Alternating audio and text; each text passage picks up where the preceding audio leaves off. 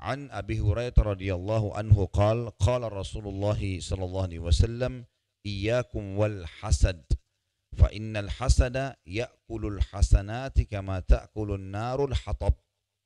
Akhrajahu Abu Daud. Dari Abu Hurairah radhiyallahu anhu bahwa Rasulullah sallallahu alaihi wasallam bersabda, jauhilah sifat hasud. Hasud itu iri, dengki. Definisi lebarnya adalah cemburu melihat orang lain kenapa memiliki sebuah kelebihan dunia, fisik kah, ilmu kah, kedudukan kah, harta kah, keturunan kah, apa saja, pasangan hidup. Dia iri melihat orang lain kenapa dapat itu, dan dia berharap nikmat itu hilang darinya. Kalau orang itu kecelakaan misalnya, kalau orang itu lagi ada masalah, maka dia gembira. Ini namanya hasad. Ya. Nabi SAW mengatakan jauhi sifat hasud atau hasad. Ya. Karena hasad atau hasud itu memakan pahala kebaikan sebagaimana api memakan kayu bakar. Riwayat Abu Daud. Artinya akan hilang pahalanya. Hadis ini memberikan pelajaran kepada kita tentang bahayanya hasad itu sendiri. Sebagaimana sudah saya berikan definisinya tadi. Dan siapapun yang hasud pada orang lain dengan berharap nikmat itu hilang, kelebihan fisik kah, keturunan kah, jabatan kah, harta kah, pendidikan kah, apa saja, dia berharap orang ini kalau kena masalah dia malah gembira, ya, maka ini berbahaya sekali. Ini akan bisa menghilangkan pahala orang itu. Bagaimana maksudnya menghilangkan pahala di sini atau membakar pahala? Sebagaimana api membakar kayu. Kita tahu kalau api membakar kayu, biasanya apinya akan padam kalau kayunya sudah keropos, sudah habis. Ya. Maka di sini maksud daripada hadis tentang masalah orang hasud dimakan pahalanya sebagaimana api memakan kayu, maksudnya adalah orang-orang yang dia hasuti akan dapat pahala dia. Jadi kalau dia banyak menghasut orang lain, sama ini dia cemburu, sama itu dia cemburu, sama ini dia cemburu, kenapa bisa, selalu cemburu dengan keadaan orang, maka ini berarti dia sedang membagi-bagi pahalanya. Dia sedang membagi-bagi pahalanya. Makanya kita dalam Islam tidak boleh sibuk kecuali dengan keadaan kita sendiri. Masalah orang lain lakukan itu haknya orang. Kenapa kita harus campurin? Gak ada urusan sama kita sama sekali. Terlebih lagi kalau yang dia lakukan adalah kebaikan-kebaikan agama. Untuk apa kita merasa cemburu dengan orang lain? Ya. Ada orang lain berhasil membangun masjid, dia merasa cemburu. Atau dia merasa kenapa kok orang ini bisa lakukan. Dan kalau masjidnya sedikit jemaah yang datang, nah itu kan berarti uangnya tidak halal. Atau apalah ya, tanda hasud. Tentu ada bedanya antara hasud yang dilarang ini dengan ghibthah. Ghibthah pernah kita jelaskan.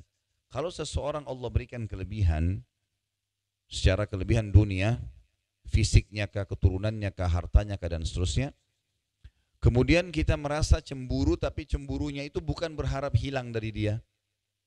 Kita cemburu positif di sini, kita mengatakan, ya Allah, kalau seandainya Engkau memberikan aku seperti dia, punya harta seperti dia, punya ilmu seperti dia, punya apalah seperti dia, maka aku akan lakukan hal yang sama. Karena ternyata hartanya dihabiskan di jalan Allah untuk bangun masjid, untuk segala macam, tanpa berharap nikmat itu hilang dari dia ya. Cuma kita ingin juga kalau punya seperti dia, kita akan lakukan hal yang sama. Kebaikan. Hatinya tidak diikuti dengan rasa dengki di sini. Maka ini enggak masalah. Ini namanya ghibthah, dibolehkan. Ya. Ghibthah itu berarti seseorang merasa kenapa orang lain memiliki tetapi tidak berharap nikmat itu hilang darinya. Ya. Jadi ini mirip dengan hasud, tapi hasud haram, ini enggak haram. Ya. Makna yang lain daripada kalimat pahalanya akan dimakan atau hilang sebagaimana api membakar kayu, seperti makna hadis ini. Artinya seperti lafadznya. Begitu dia hasut orang, pahalanya jadi hilang. Begitu dia hasut sama orang, pahalanya jadi hilang. Bukan dikasih ke orang itu, tapi hilang sendiri. Allah SWT hilangkan. Begitu dia hasut sama satu orang, Allah tahu kadar hasutnya dia, maka Allah akan kurangi pahalanya. Jadi kalau terus saja dia hasut, misal satu orang saja, kita lihat api kalau membakar kayu, dia akan tinggal di situ apinya. Ya. Dia akan bakar sampai habis kayu itu kan. Kalaupun api itu melebar, maka yang melebar. Tapi yang membakar di titik itu, dia akan terus membakar sampai habis. Maksudnya, kalau seseorang pun menghasuti satu orang saja, terus saja orang itu yang dia cemburuin sama dia. Terus orang itu yang dianggap kenapa, dan kenapa. Terus dia bertanya. Maka bisa saja ini tiap hari menghabisi pahalanya, selalu. Walaupun pahala itu tidak diberikan kepada orang yang sedang dia hasut. Ini makna yang kedua. Dan tentu dua-dua makna adalah makna yang baik, makna yang agung dalam masalah hadis ini. Seseorang muslim harusnya menjauhi masalah iri dan dengki. Baik nanti pahalanya akan diberikan kepada orang yang sedang dia hasut atau malah akan menghilangkan begitu saja pahala dia. Untuk apa ini? Intinya ibu-ibu dan bapak sekalian, jangan masuk ke zona hidupnya orang lain. Dah, tidak usah campur orang lain. Dia mau pakai baju mewah, mau pakai mobil mewah, mau kerjain apa, biarin. Biarin aja, sudah bukan urusan kita. Satu keadaan kita disuruh campur tangan kalau kita lihat kemungkaran saja. Kemungkaran. Kemungkaran itu artinya adalah pelanggaran agama. Kalau dia pelanggaran agama, dia mabuk pinggir jalan, gitu kan? Mungkin bisa. Atau dia mencuri. Nah, ini kita boleh campur tangan di sini, kita ingkar mungkar. Tapi selain daripada itu, orang punya kelebihan fisik, kulitnya kah, wajahnya kah, rambutnya kah, keturunannya kah, pasangannya kah, mobilnya kah, segala macam, enggak urusan sama kita.